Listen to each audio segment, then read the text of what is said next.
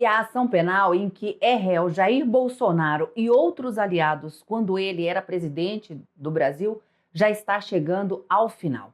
Então, nós acompanhamos aqui toda a fase da instrução penal logo após o recebimento da denúncia pela primeira turma no Supremo Tribunal Federal.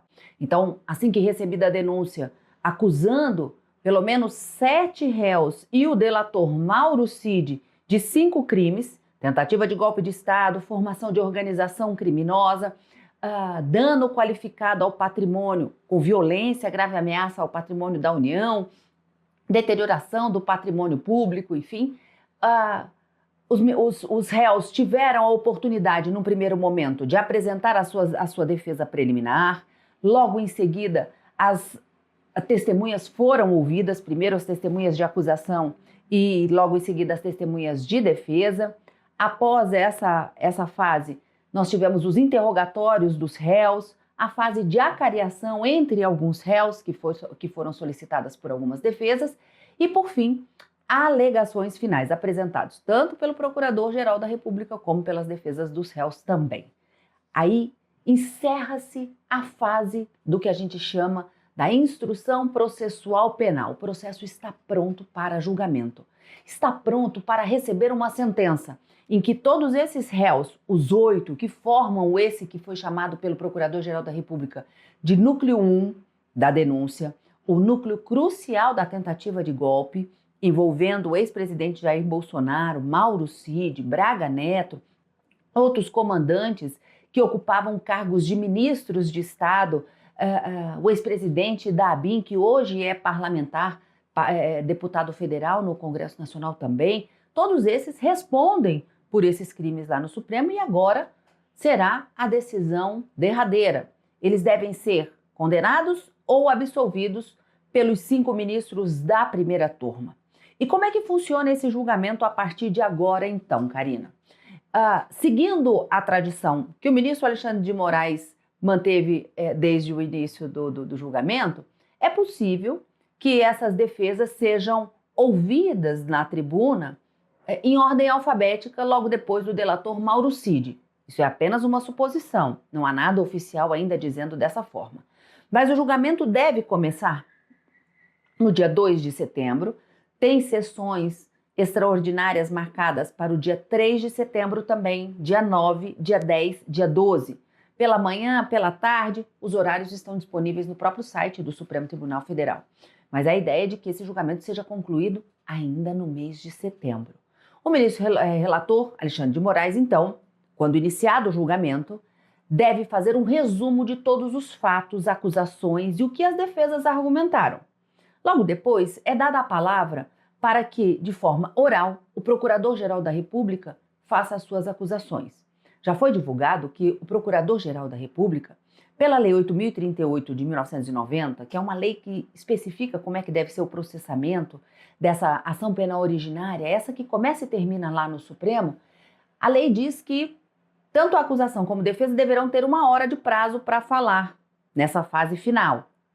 Mas, considerando o número grande de réus, deve ser dado 2 horas para o Procurador-Geral apresentar as acusações e depois cada uma das defesas dos réus, dos 8 réus, terá pelo menos 1 hora para apresentar sua defesa oral também da tribuna.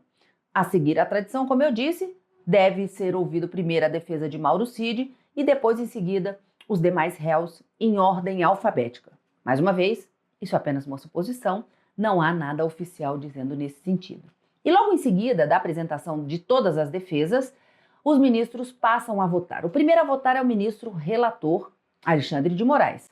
E aí, nós temos 3 pontos que devem ser analisados pelo relator e pelos demais ministros, que pode ser feito de forma sequenciada pelo ministro relator e depois passada a palavra para o próximo ministro votar, ou então pode ser dividida em etapas. Primeiro vota-se a primeira fase, que é a de preliminares, depois passa-se a votação do mérito, o réu deve ser condenado ou absolvido, e os réus que foram condenados passa para a terceira fase de análise, que é justamente o cálculo da pena, quanto tempo de pena cada um desses condenados deverá cumprir, é o que a gente chama da dosimetria da pena, a partir de um juízo de condenação.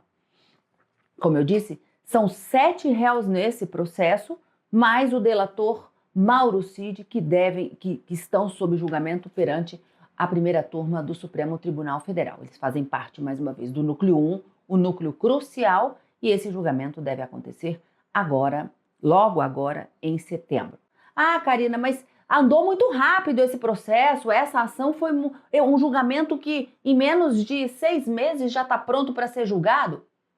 Tudo foi televisionado, o ministro Alexandre de Moraes, dentro desse passo a passo e dessa paridade de armas entre defesa e acusação, proporcionou que todos pudessem se manifestar no processo e, apresentadas essas alegações finais, o processo já estaria pronto para essa análise final dos 5 ministros. Quem decide é a maioria da primeira turma. 3 votos favoráveis pela condenação passa a decidir o quanto de pena cada um deve cumprir. E aí uma segunda pergunta que poderia surgir. Karina, eles são presos imediatamente depois desse julgamento de condenação para aqueles réus que forem condenados? Não necessariamente. Depois dessa sentença, é possível ainda que se apresentem um recurso chamado embargos de declaração, que é um tipo de recurso para buscar-se esclarecimento, mas muitas vezes a defesa usa como uma forma de tentar reverter aquela condenação. Mas, de toda forma, é com o trânsito em julgado da sentença condenatória que se inicia a execução da pena. Essa é a jurisprudência que tem sido mantida lá na Suprema Corte em razão do princípio da inocência. Essa, pelo menos, é a última interpretação que foi dada pelo Supremo. Em setembro, portanto, temos julgamento dessa ação penal envolvendo o núcleo 1, o núcleo crucial da tentativa de golpe de Estado, que culminou com os atos de 8 de janeiro de 2023, e um dos acusados e réus é o ex-presidente Jair Bolsonaro. A gente vai acompanhar tudinho aqui no HJor.